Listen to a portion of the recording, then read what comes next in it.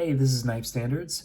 Today I'm going to be doing an overview / review of the Protech Malibu. This is actually my friend's knife, really good friend of mine, and this was a gift that I got him. He loves button locks. You guys have seen his stuff before. He loves axis locks, compression locks, button locks, and he is a really good friend of mine. This is a special edition Malibu that I got for him, and now he has loaned it back to me so I could make a video on it. So this will be cool to check out. I just got it in. He has been using and abusing this knife, which he does with most of his knives. And yeah, we'll get into it in just a second. Before we do, please follow me at Knife Standards. You can follow me on Instagram, and don't forget to like this video and subscribe to my channel for a lot more knife content and weekly knife reviews. All right, cool. So let's get this out of the way. So as I was saying, I got this as a gift for my friend, and he's just been, this is actually held up really well. He's just been crushing this knife and carrying it a ton. So anyway, I know I'm kind of late to the Malibu party. It just never really appealed to me personally enough to get one. I'm not a huge button lock guy, but the Malibu is really kind of what put the button lock on the map. And then Malibu did it, and then all of the overseas OEMs started churning out, you know, dozens and dozens of button locks, and now everyone has a button lock. There's a ton of budget-friendly ones. This one is, let's see, did it say? Yeah, there we go. So this is number 26 out of 60. This was a CCKS exclusive. Excuse me. It has some really cool things going on. So first of all, we have this kind of OD green. I don't know if it's not really coming off on camera. At least it's kind of sunny in here. I'm not sure if you guys can see it, but really cool color, really cool dark, like forest green, OD green. And it also has this texture. So I don't know what you want to call the texture, but it's like almost stipling. But it feels great. Not too rough. It provides just enough grip. What would you guys call that texture, that pattern? I don't know. Anyway, feels awesome in hand. And then also you have a pearl push button, which I've just been looking for a knife that has mother of pearl, either inlays or just something, some kind of mother of pearl. I'm a huge fan of that. So I've kind of been on the lookout. But then again, it has to be done in like a classy kind of way, at least for me, which I think this is done in a really kind of sophisticated way. Just little touch of pearl. I think it looks kind of goofy when the whole scale is pearl, but maybe if there is, you know, like an inlay or onlay that's mother of pearl. Anyway, I don't want to get too far off track. So we got aluminum handles. That's Protech's thing. They do some handles in titanium, but mostly aluminum. This is super lightweight, extremely lightweight. Really well balanced. The blade shape, we calling this reverse tanto? I think so. You know, you got sheep's foot, Warncliffe, reverse tanto. I know everyone has their own definitions, but I'm calling this reverse tanto, no, because Protech has the Warncliffe that has kind of like a curve down. I'm calling this reverse tanto. Anyway, so blade steel, where was it? Oh, there we go. 20 CV. Now, there's a couple really awesome things about this knife. Number one is the action. The detent is just awesome. I mean, like, really crispy good. It reminds me of the North Arms Skaha, where you just push it, boom, it deploys. I don't think I can fail this knife. Let's see if I can. I don't know, it's pretty tough. Maybe if I Nope. So I'm not able to fail it, and it's just really crispy when you push this flipper. Just really crispy. You guys can hear it. Hold on, I'll bring it up a little closer to the camera. It's just really a really nice sound. Of course, the closing action is great. Actually, I think this one needs to be cleaned a little bit. There you go. Boom. And what else? Let's go ahead and talk about kind of sizing and do a little size comparison. I got my also a knife I got at CCKS. Different CCKSs, but this is the Monterey Bay Knives, American made, what I consider a custom or maybe mid-tech Sea Otter. And then what else do I have on the table? All right, let's go ahead and talk quiet carry. Boom. So you guys can see, oh, of course I don't have my little measuring tape. That's great. All right. Anyway, I think this is about 3 1/4. So you guys can see, you know what? Let's get, I have an idea. Gonna replace the quiet carry with a 3-inch blade. So there we go, 3 inches. So this is about, let's say 3 1/4 on the Malibu. And then this is about 3 as well. Yep. So just about 3 1/4. I've really been enjoying this Sea Otter, by the way. I'm excited to get one that's bigger. I don't know if they're working on that. I kind of just made that up, but I would love a larger Sea Otter. Anyway, let's go ahead and get the quiet carry drift out of the way, and let's get back to the Malibu. So for the blade finish, we have like a tumbled, like a stone-washed finish, which looks good. I've been more into stone-wash lately, like a blast and tumble or a tumbled stone-washed finish on either scales or the blade. I think looks pretty damn cool lately. And for a while I was not into it, but that's the nice thing about preferences. They change all the time. Sometimes it's from day to day.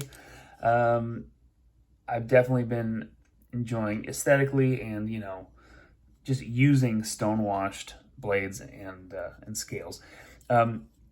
Let's go ahead and talk about the clip. So this is kind of the standard Protech clip, and there's a couple things I really like about it, and then some things I'm like, not so crazy about. One thing that they do extremely well is the screws and the clip they're set into the scale. So there's nothing that's going to catch on your pocket. This is totally recessed and flush with the scale, which I think is really a smart move, and I think they do that the best. The actual clip has good retention. It's not going to jam your pocket up or bunch up your pocket. I don't really. Another good thing, you got to look. It's not. I would consider that deep carry.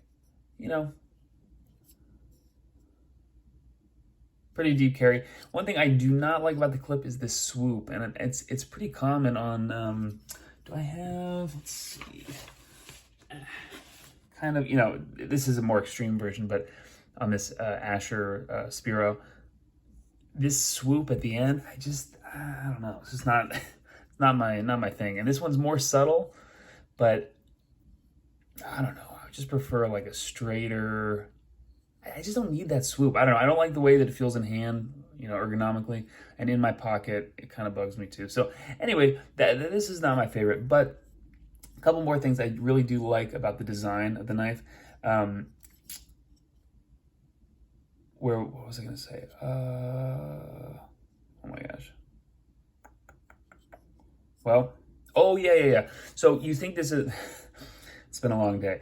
You think this is like a backspacer, right? If you look at it from far away, but this is actually 2 sides of the scale. And I think that is super cool, that it almost has that integral feel, and you're like, wait, is that a backspacer? Is it an integral? I don't know, like if you just looked at it from there, but it's actually just 2 sides, each scale sandwiched together, and they have this machined kind of these rivets in there. Really cool. presses together, and then you do have a very subtle lanyard hole, which I think that is a great way to do it. It doesn't take away from the design. And let's go ahead and talk ergos real quick. Ergos are awesome, and I do not feel this kind of pokey end of the clip. It is not pokey in hand. I do feel that the clip is there, but it doesn't bother me. One thing that I would like to see on this knife is a little bit of jimping. It just feels very slick on my thumb compared to the excellent, amazing, awesome texture on the scales. So it's like so locked in for the scales and for my full 4-finger grip, and then my thumb is kind of sliding around just a little bit. Yeah,